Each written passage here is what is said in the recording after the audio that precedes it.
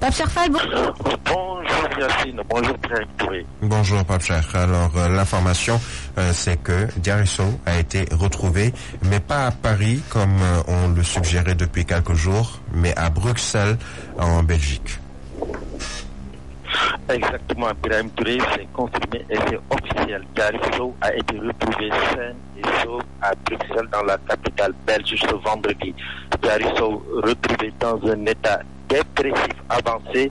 Nos sources formelles proches du dossier confirment que Diary Sow souffrait de surmenage intellectuel. Des sources autorisées nous confirment que Diary Sow elle-même a téléphoné de son propre chef et a pris contact avec l'ambassade et le consulat du Sénégal à Paris. Tout s'est passé ce week-end. Une fois localisé à Bruxelles, l'ambassadeur du Sénégal en Belgique a été mis en relation avec elle.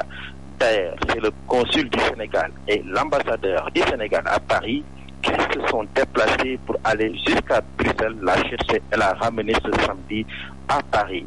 Diary Sow, une fois à Paris, a été remise ce dimanche à Serigne Mbaye Thiam qui a fait le déplacement sur Paris. Elle, Diary Sow, va subir des examens médicaux et psychologiques car elle est dépressive. Nos sources nous ont aussi confirmé que sa maman Binta Sow n'est pas présente dans la capitale française. Quant à la reprise de ses études au lycée Louis-le-Grand de Paris, nos renseignements nous confirment que pour l'instant, Diary Sow devra subir une batterie de tests médicaux pour y voir plus clair. Paris, d'où vous a parlé Pape Cherfal pour la radio Zik FM. merci beaucoup Pape Cherfal, notre correspondant depuis Paris qui suit de près l'affaire Diary Sow. Et dans un communiqué qui nous est parvenu, les autorités diplomatiques et consulaires du Sénégal en France informent que mademoiselle Diary Sow a été retrouvée saine et sauve. Elle se trouve présentement en compagnie de son parrain, monsieur Serigne Mbaye Thiam. Des autorités diplomatiques et consulaires du Sénégal qui, dans un communiqué, remercient le gouvernement français pour son assistance efficace, ainsi que l'ensemble de la communauté sénégalaise en France, en particulier les étudiants, pour leur soutien. Nous revenons au Sénégal et c'est pour parler de ces chiffres. Le Sénégal s'approche de la barre des 600 décès liés au Covid-19. Ce jour, 7 morts sont encore déplorés. Ce qui porte à 582 le nombre de décès depuis l'apparition de cette pandémie. Et sur les derniers tests effectués, 266 sont revenus positifs au coronavirus.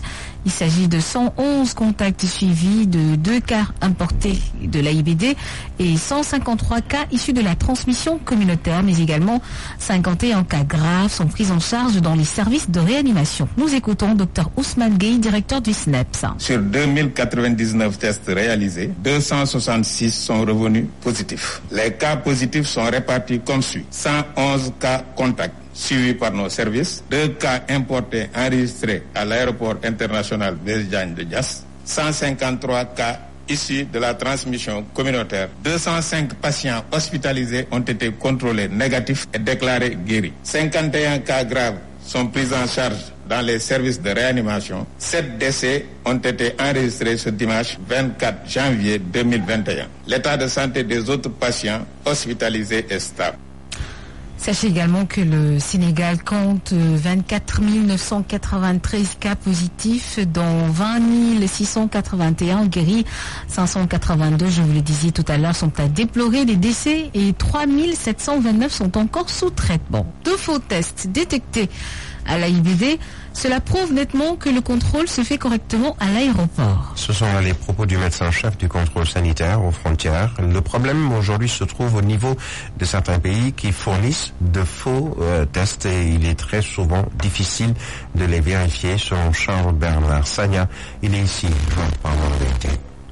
Une situation difficile que nous vivons. Les faux tests, c'est aussi bien pour les départs que les arrivées. Donc ça constitue réellement un problème pour la sécurité sanitaire du pays. Bon, la vérification des tests se fait correctement par l'ensemble de mes collègues. Ils montent la permanence 24 heures sur 24 au niveau de l'AIBD. Donc oui, faisons une vérification systématique de tous les passagers entrant sur le territoire sénégalais avec la test. Maintenant, la difficulté